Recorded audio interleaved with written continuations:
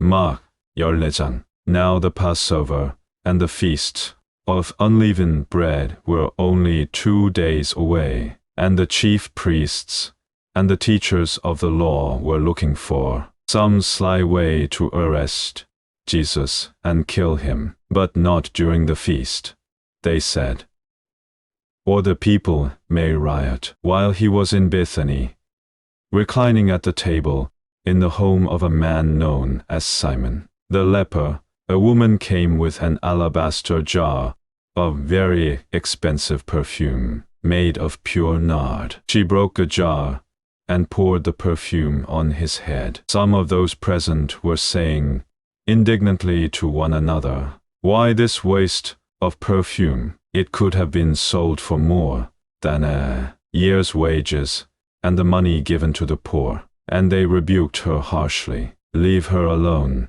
said Jesus. "Why are you bothering her?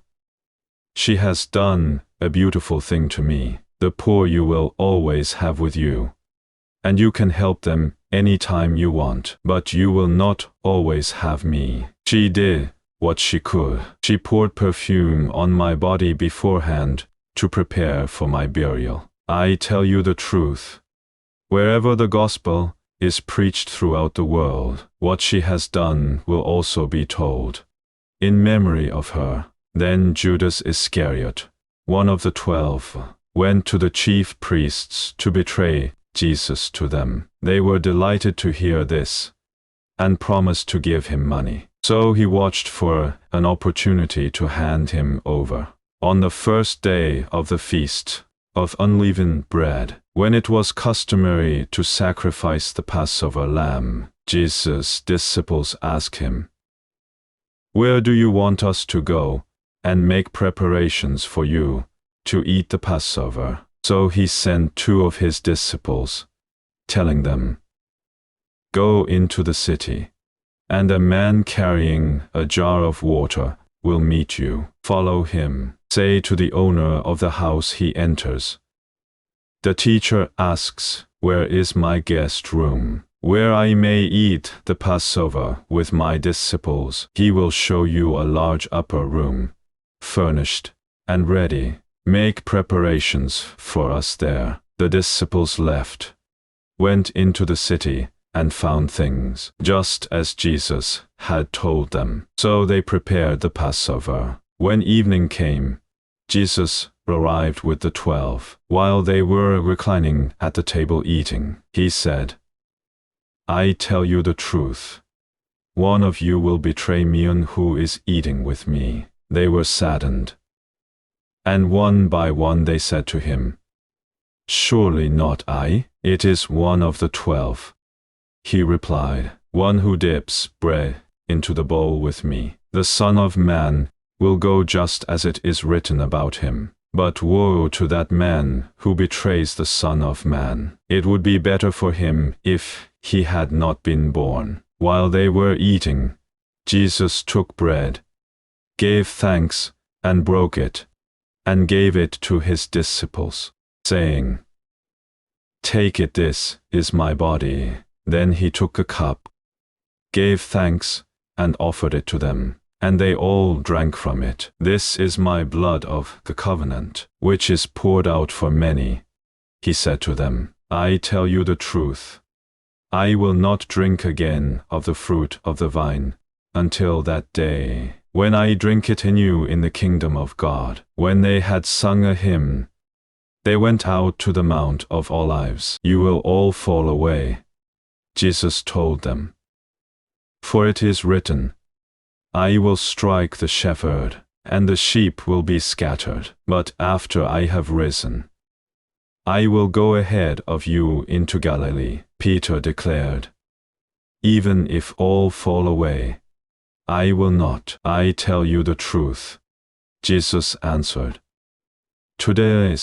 Tonight before the rooster crows, twice you yourself will disown me 3 times. But Peter insisted emphatically, "Even if I have to die with you, I will never disown you." And all the others said the same. They went to a place called Gethsemane, and Jesus said to his disciples, sit here while I pray." He took Peter, James, and John along with him, and he began to be deeply distressed and troubled. "My soul is overwhelmed with sorrow to the point of death," he said to them. "Stay here and keep watch." Going a little farther, he fell to the ground and prayed that if possible, the hour might pass from him. "Abba, Father," he said, "everything is possible for you. Take this cup from me, yet not what I will,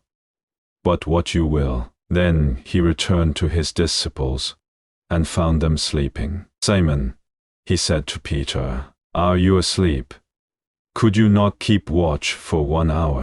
Watch and pray so that you will not fall into temptation. The spirit is willing, but the body is weak." Once more he went away and prayed the same thing. When he came back, he again found them sleeping, because their eyes were heavy. They did not know what to say to him. Returning the third time, he said to them, "Are you still sleeping and resting? Enough. The hour has come. Look, the Son of Man is betrayed into the hands of sinners. Rise, let us go.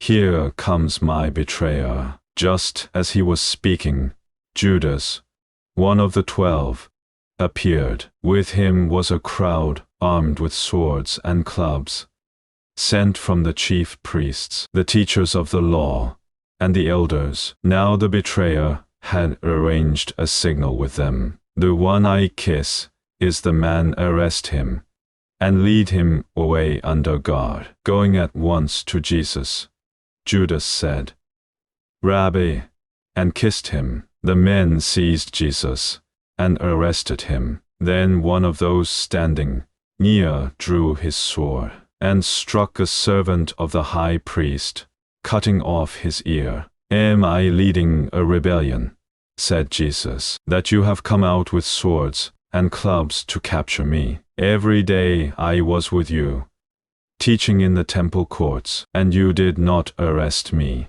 But the scriptures must be fulfilled." Then everyone deserted him and fled. A young man, wearing nothing but a linen garment, was following Jesus. When they seized him, he fled naked, leaving his garment behind. They took Jesus to the high priest, and all the chief priests, elders, and teachers of the law came together. Peter followed him at a distance, right into the courtyard of the high priest. There he sat with the guards and warmed himself at the fire. The chief priests and the whole Sanhedrin were looking for evidence against Jesus so that they could put him to death.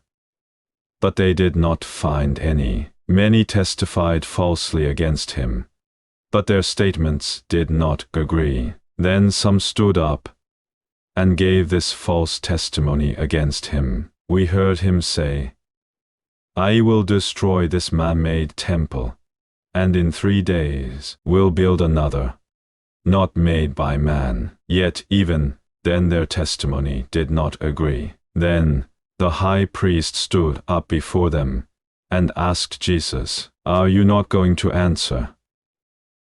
What is this testimony that these men are bringing against you?" But Jesus remained silent and gave no answer. Again, the high priest asked him, "Are you the Christ, the Son of the Blessed One?" "I am," said Jesus, "and you will see the Son of Man sitting at the right hand of the Mighty One and coming on the clouds of heaven." The high priest tore his clothes. "Why do we need any more witnesses?" he asked. "You have heard the blasphemy. What do you think?" They all condemned him as worthy of death. Then some began to spit at him. They blindfolded him, struck him with their fists, and said, "Prophesy." And the guards took him and beat him. While Peter was below in the courtyard, one of the servant girls of the high priest came by. When she saw Peter warming himself, she looked closely at him. You also were with that Nazarene, Jesus, she said. But he denied it. I don't know or understand what you're talking about, he said, and went out into the entryway. When the servant girl saw him there, she said again to those standing around, "This fellow is one of them." Again, he denied it. After a little while, those standing near said to Peter, "Surely you are one of them, for you are a Galilean." He began to call down curses on himself, and he swore to them, "I don't know this man you're talking about." Immediately the rooster crowed the second time. Then Peter remembered the word Jesus had spoken to him. "Before the rooster crows twice, you will disown me 3 times." And he broke down and wept.